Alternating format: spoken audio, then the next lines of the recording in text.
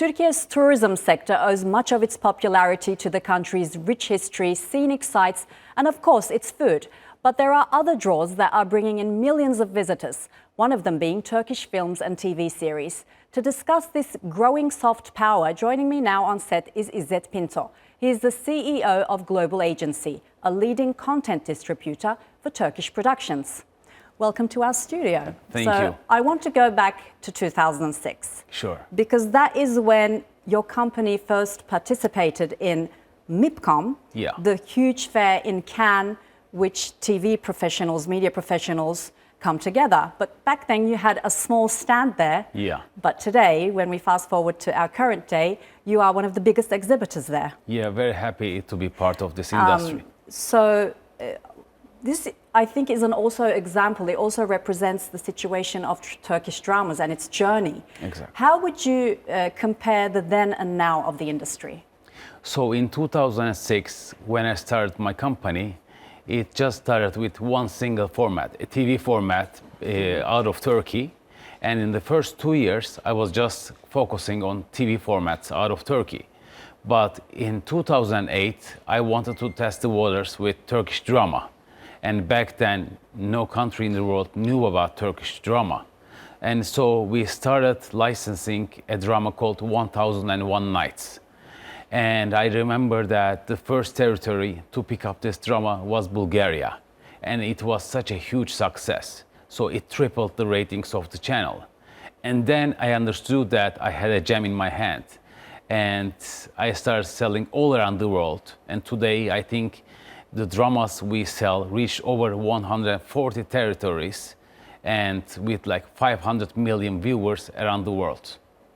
So I remember in the 90s, when I was a kid, my grandma would watch a Latin American series. So we were importing back then, but now we're exporting to that region. And as you said, 140 countries. Yeah. But what is it that made Turkish series so popular overseas? Is it the quality of the productions, or is it the marketing strategies? Mm-hmm. What is the formula that brought the industry to its current state? So it's a combination of many things. First of all, great storytelling, then very talented actors and amazing locations, so all around Türkiye, which are so beautiful, and most of them takes place in Istanbul, which is such a beautiful city.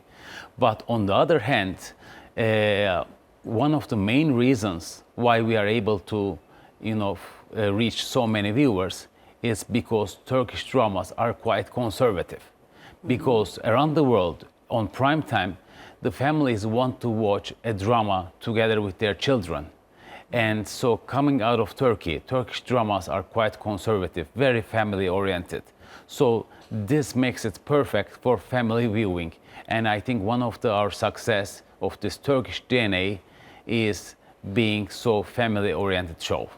And you're calling that the Turkish DNA. Yeah. But I'm wondering, will there come a time that it will have to invent itself? And what I mean by that is, now it has an international audience.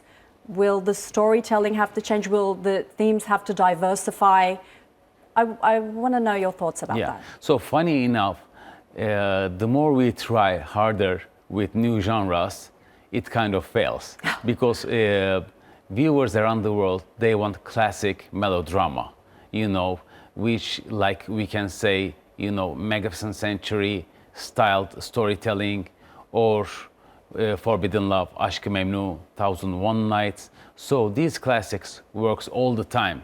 So I think there's no need to try to find new genres, but focus on the classic dramas, because this is what everyone wants. So I believe that maybe new genres can be tested well on digital platforms, but on free TV channels and around the world, I think classic melodramas makes the best of it. So you're saying Turkish dramas are good as they are, and they're a huge contributor to the Turkish economy. True. Actually, the industry generated around $1 billion in 2023, and it's boosting tourism. Mm-hmm. Are there any other sectors that have benefited from this growth? Almost every industry. Why? Because we help the Made in Türkiye brand. the bigger Türkiye becomes as a brand, and it really helps all industries. So suppose you live abroad and you buy something and you check where it's made, it says made in Türkiye. And now everybody knows Türkiye more and more, because each night 500 million viewers watches our country, and Türkiye becomes a bigger brand. So I think it really helps every industry. So I also have another number, which is Türkiye is the third largest scripted series exporter in the world, after the US and UK. And this is also enhancing Türkiye's soft power on a global scale, right? But will that power enable it to get into the US, UK, China markets? Because it's not really so popular there yet, from what I understand. Is it important for us to attract those audiences too, or are we good? Well, frankly speaking, that will just add the number to 143. So that's my answer. 140 is already a great success, because we are in US already, but for Spanish-speaking market. But Americans, they want English drama. And if you dub Turkish drama to English, it doesn't really feel natural, So it's a hard sell, same as UK. But China is a great market, but they have quotas. So as long as, politically, if we get stronger relationships with China, I think that market can open up. And we really care about that market. China is very important. But it's hard to get into UK, US as English-speaking world. So this success of Turkish dramas, it's so much so that the Culture and Tourism Ministry have signaled that there could be a fair dedicated to these series in 2025. I wonder what your thoughts are.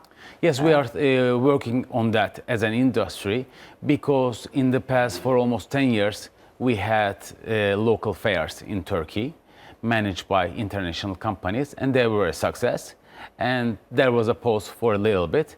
And as far as I know, in 2025, the government is trying to make a strong fair in our country. We are working on that. Okay, so what are some of the challenges you are facing at the moment? Because we're in a good place in the industry, but what are the challenges and what are your future goals? Right. Well, I think I believe that we really don't have much competition, because Turkey is unique on its own. And of course, Hollywood is so huge, so they're on different field. But I think we are on a very good scale and position. So if we can maintain this, it's already a big success, I believe. So I'm proud of what we have achieved actually, and to maintain this is a huge success in its own. So you mentioned Hollywood, and I know that Turkish actors are very popular now. I don't know if it's as much as Hollywood actors, but is there a possibility that the Turkish actors could even get into Hollywood?